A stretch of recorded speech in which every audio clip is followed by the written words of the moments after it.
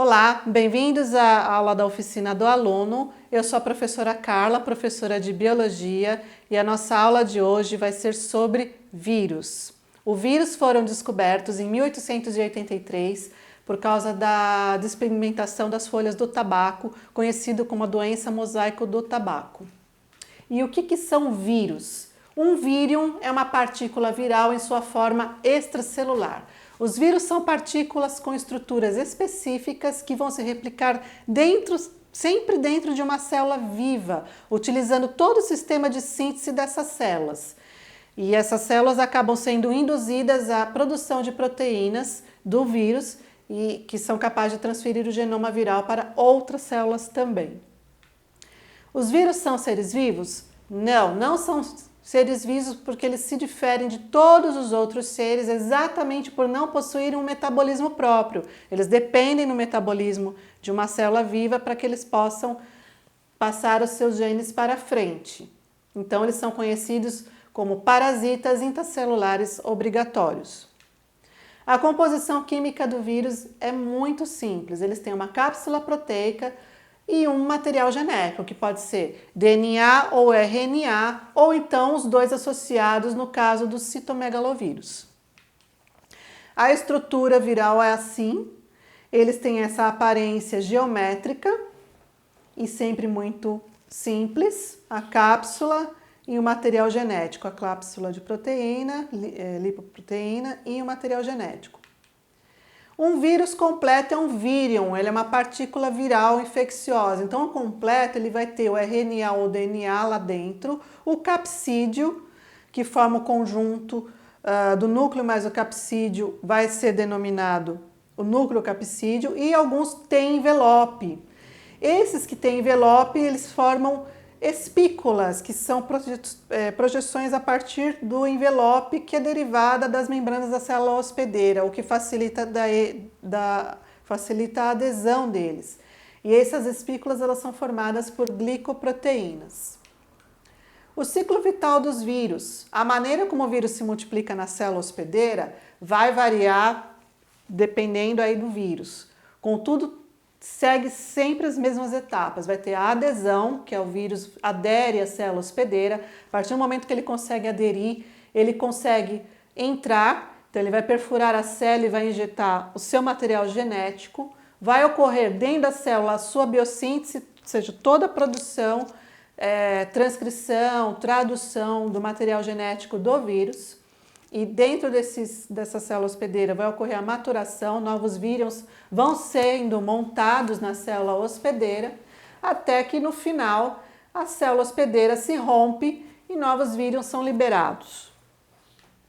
Aqui está um desenho do esquema, um desenho esquematizado do ciclo vital dos vírus. Então ocorre aqui a adesão do vírus com a membrana da célula hospedeira. Uma vez aqui dentro forma-se o endossomo, ele libera o seu material genético, ocorre então a biossíntese, toda a maturação até a saída do vírus novinho lá para infectar novas células.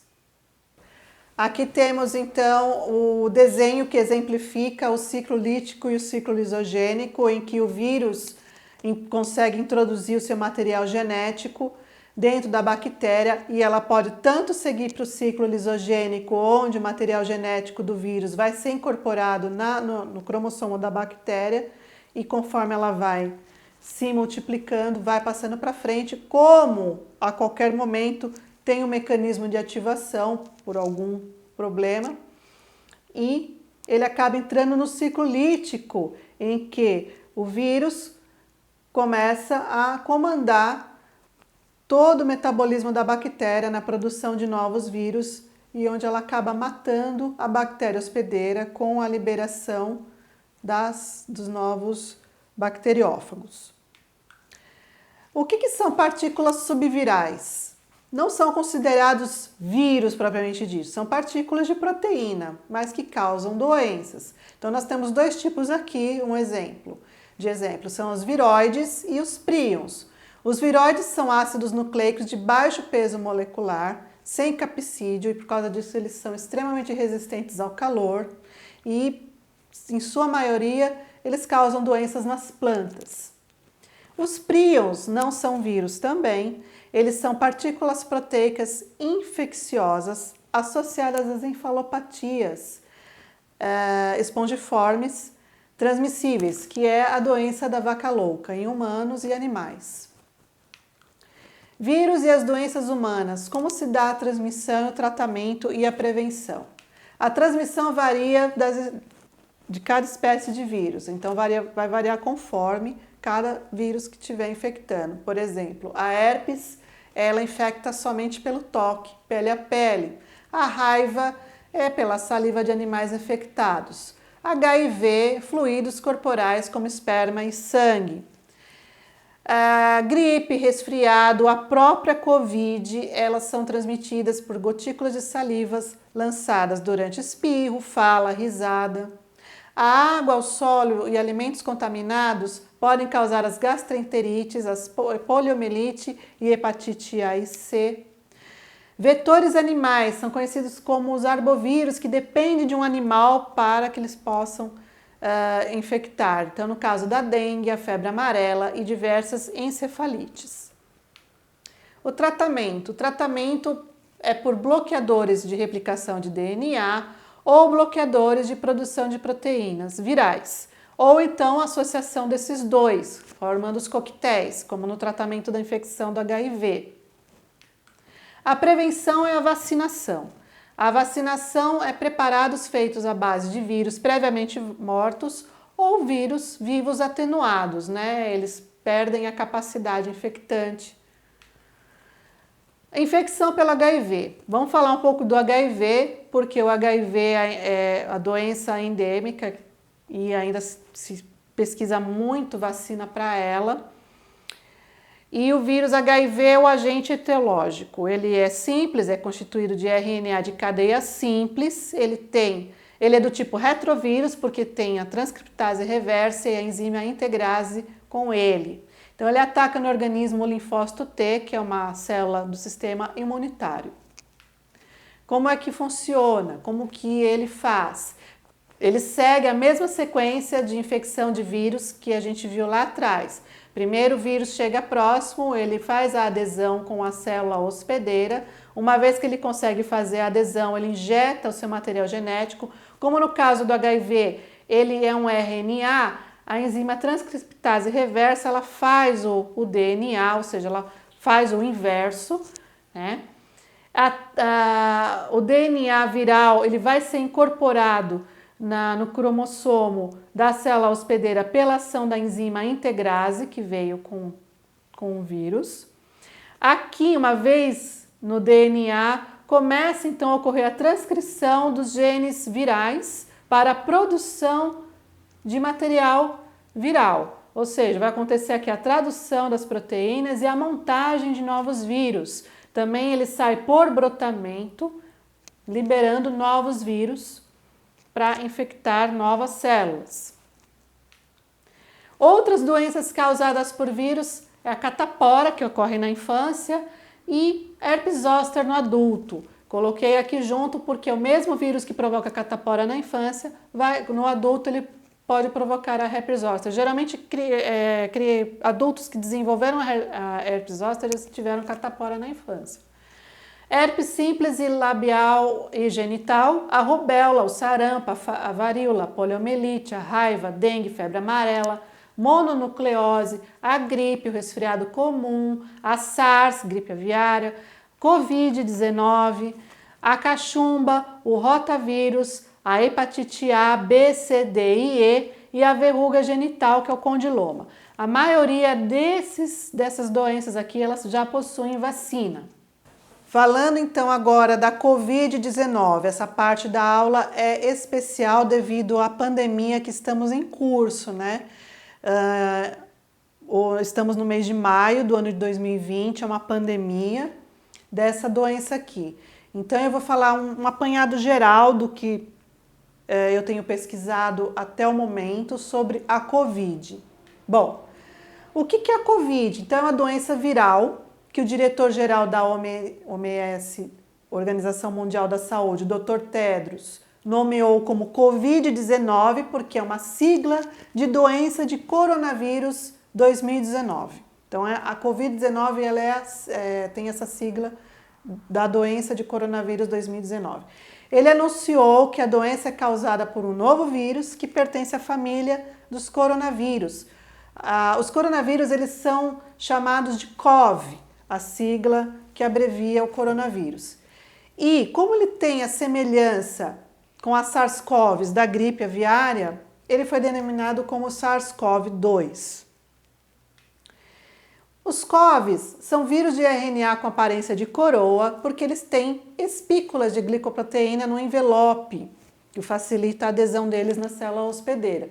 A taxonomia é um pouco extensa porque é uma família grande. Morcegos e roedores são as fontes gênicas e também as espécies aviárias são as fontes primárias desses vírus. Esses vírus causam doenças respiratórias, entéricas, hepáticas e neurológicas em diferentes espécies animais, incluindo camelos, gado, gatos e os próprios morcegos. 7 COVs humanos, que são COVs capazes de infectar humanos, eles foram identificados já na década de 60, a partir da década de 60. Aqui nós temos então um desenho que mostra a estrutura do SARS-CoV-2. Então, ele tem esse aspecto de coroa com as espículas. As espículas têm, então, receptor, né, que pode fazer a adesão com a célula hospedeira. Tá tudo aqui, ele segue o padrão de vírus normal, o capsídeo, o material genético, tudo aqui. Como se dá a transmissão do Covid, né? Como que ele consegue... como os vírus são transmitidos. Então, os primeiros casos da doença foram relatados no mercado atacadista de frutos do mar de Huanan, em Wuhan, na China, em que a transmissão de animal para humano foi inicialmente presumida como o principal mecanismo de transmissão da doença, mas depois se verificou que de humano para humano as pessoas sintomáticas são a fonte mais frequente da disseminação da Covid. A transmissibilidade se dá principalmente por gotículas de saliva, de risada, de espirro.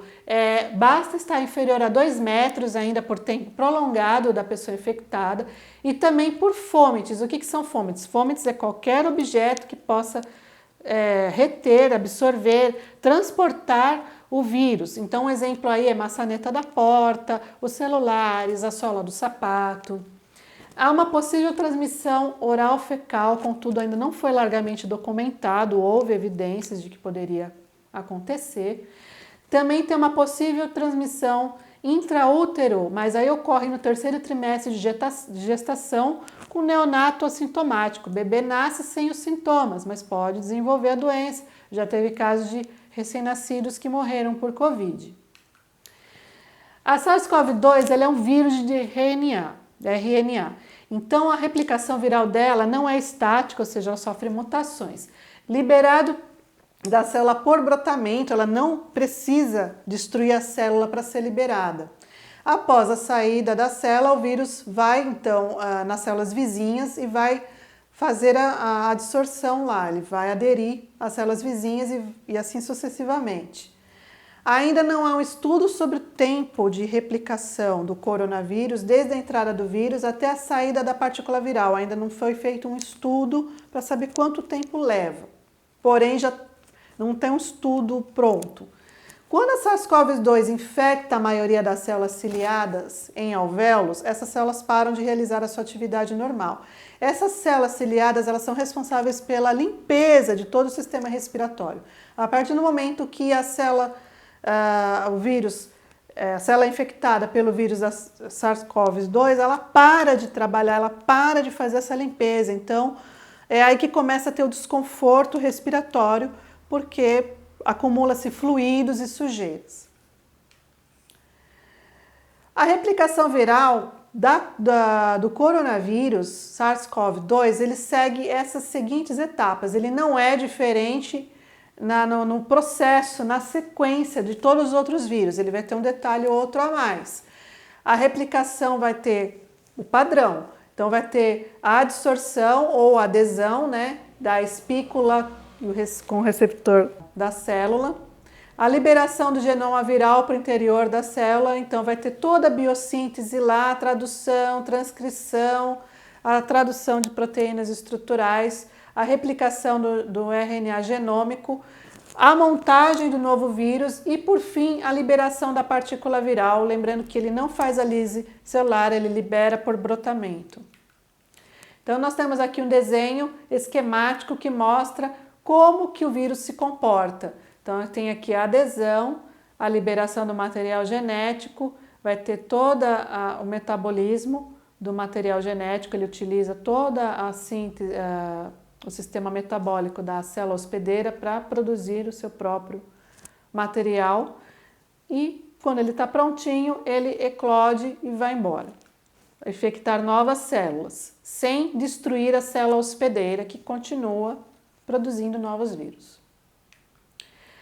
Aqui nós temos um desenho esquemático de pacientes com Covid-19, aqui uma apresentação clínica dos principais sintomas acusados, observados de pacientes que estão com o Covid.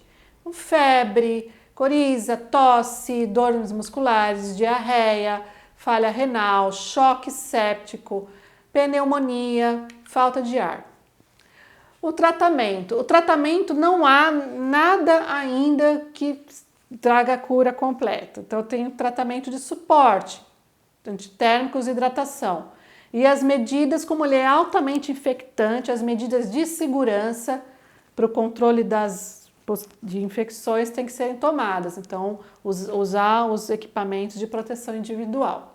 Os casos leves devem ser tratados ambulatorialmente, ou seja, a pessoa vai ficar isolada em casa com orientação de que os contactantes contêm higiene. Então, vai ter alguém que vai cuidar, tem que tomar cuidado, tem que ter orientação sobre a sua própria higiene para não ser infectado também. Os casos graves com saturação menor do que 95%, saturação de oxigênio é quanto o pulmão ele se enche. Se for menor do que 95%, então vai ter e outros sintomas associados como taquipneia, taquicardia, descompensação de comorbidades, devem ser internados em isolamento com 2 metros de distância de outros casos suspeitos e tomar as precauções, né? Bem como fornecer máscara a esses pacientes sintomáticos assim que eles chegam no hospital. E oferecer uma sala de espera separada para eles. Algumas medicações mais estudadas, nós temos aí a grande discussão no atual momento, maio de 2020, sobre a cloroquina, hidroxicloroquina associadas à azitromicina. O que foi descoberto até então sobre o uso da cloroquina e hidroxicloroquina precisa ainda de muito estudo. Porém, algumas situações foram verificadas o seguinte, que a cloroquina e a hidroxicloroquina, elas inibem a ligação do vírus ao receptor na membrana, portanto, inibindo assim a infecção, porque não vai ter fusão do vírus com a membrana da célula infectada. Os efeitos colaterais, porém, são extremamente altos, é muita coisa, tem vômito, diarreia. Pacientes com exposição à cloroquina superior a 5 anos sofrem efeitos colaterais graves como retinopatia, defeitos na visão irreversíveis e cardiomiopatia, problemas no coração. Não há contraindicação do uso de hidroxicloroquina na gravidez. Contudo, ele tem que ser acompanhado por médico especializado, não pode sair tomando. A azitromicina, ele é um antimicrobiano, ele tem uma eficácia comprovada in vitro contra o vírus ébola e zika, ou seja, teve uma eficácia comprovada controlada. O mecanismo de ação ainda não é totalmente compreendido, mas sabe-se que ele atua na inibição da replicação e acredita-se que possa abreviar a infecção viral respiratória, bactérias invasoras, oportunistas, causem mais dano. A hidroxicloroquina associada com a azitromicina em dose única diária, em apenas um único estudo francês que está sendo amplamente falado, trouxe um resultado encorajador, mas esse estudo ele fez uma pequena amostragem só. Aqui são as fontes que eu usei como referência. Agora aqui, extrema atenção, por favor, estamos em maio de 2020. Os resultados que eu levantei até agora, foram os seguintes. Resultados de diversos estudos em andamento mostraram que ainda não há uma comprovação científica do uso da cloroquina e da hidroxicloroquina no combate da Covid. Não há ainda um consenso científico quanto à segurança e à eficácia. Por quê? Dada a quantidade de reações adversas graves relatadas, observadas nos pacientes que foram submetidos a esses testes, a esses estudos, em contrapartida de poucos resultados favoráveis ao uso da cloroquina e a hidroxicloroquina. Então ele ainda está sendo muito estudado. Ele é apenas mais um medicamento dentre tantos outros que estão sendo estudados para o combate à Covid-19. Então vamos falar da prevenção do Covid-19. A Organização Mundial de Saúde e outras organizações emitiram as seguintes recomendações gerais. É para todo mundo. Evite contato próximo com indivíduos que sofrem de infecções respiratórias agudas. Isolamento social também é muito importante. Lave as mãos com frequência, principalmente após o contato com pessoas infectadas ou com o meio ambiente. O ambiente que te cerca pode estar contaminado. Evite contato desprotegido com animais de fazenda ou selvagens. Os animais domésticos criados dentro de casa não tem problema, não há nenhum estudo comprovando que há algum problema. Tá?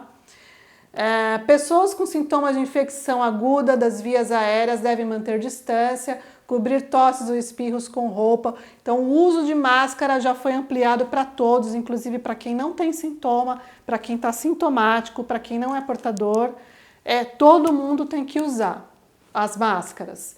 Fortalecer em particular nos departamentos de medicina de emergência a aplicação de rigorosas medidas de higiene para prevenção e controle das infecções, assim como o uso de equipamentos de proteção individual, principalmente nos agentes de saúde que lidam diretamente com os doentes. Indivíduos imunocomprometidos devem evitar reuniões públicas. Então é isso. Eu espero que vocês tenham gostado. Qualquer dúvida que vocês tiverem, por favor, entre em contato com a gente e até a nossa próxima aula.